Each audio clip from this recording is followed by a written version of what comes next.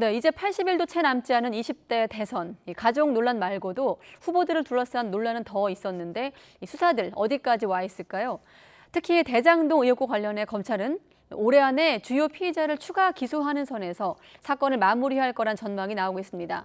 윗선 로비 의혹은 의혹으로만 남게 될 가능성도 있습니다. 나혜인 기자가 취재했습니다.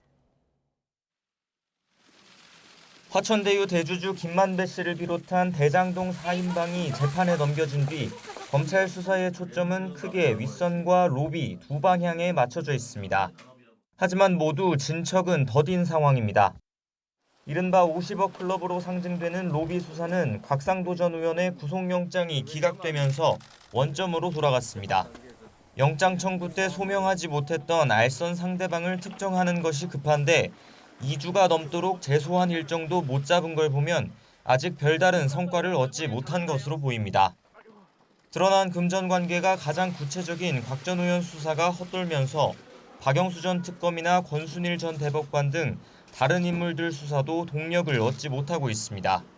이렇다 보니 검찰 안팎에선 올해 안에 곽 전 의원의 구속영장을 다시 청구한 뒤 결과와 관계없이 기소하는 선에서 관련 수사가 마무리될 거란 관측이 나옵니다. 당장 다음 달부턴 피고인이 법정에서 검찰 진술 내용을 부인하면 증거로 못 쓰게 하는 개정 형사소송법이 시행되는데 여러 공범이 얽힌 이번 사건의 경우 검찰로선 재판에 어려움을 겪을 수 있습니다.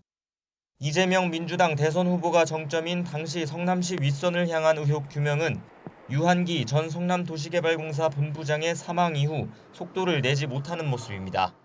개발사업 당시 결재 계통에 있었던 전현직 성남시 공무원들이 잇따라 참고인 조사를 받았지만 아직 구체적인 혐의점은 드러나지 않은 것으로 전해졌습니다.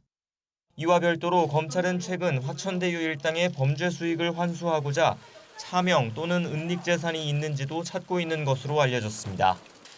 대선이 80일도 남지 않은 상황에서 국민적 관심이 쏠린 윗선 로비 의혹의 실체는 밝히지 못하고 흐지부지 되는 게 아니냐는 어두운 전망이 나오고 있습니다. YTN 나혜인입니다.